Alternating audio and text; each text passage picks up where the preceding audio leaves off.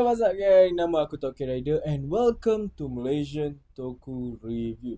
So hari ni kita nak unboxing Cross Gate Race Buckle yang digunakan oleh Kamen Rider Cross Gate dalam movie Kamen Rider Gate 4 Aces and the Black Fox.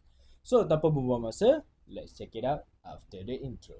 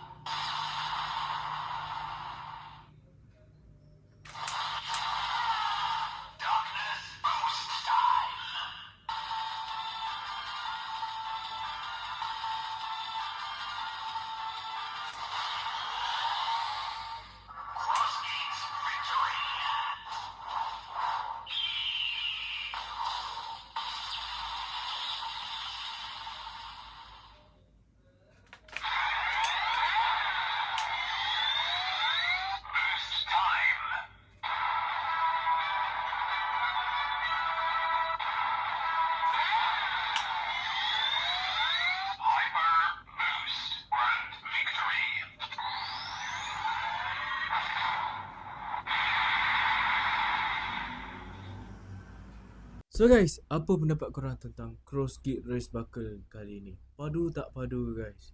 Korang komen dekat bawah, okay? So, sampai di sini saja review kita untuk hari ni. Make sure korang jangan lupa untuk tekan butang subscribe. Kita akan jumpa di next content, okay? Sayonara!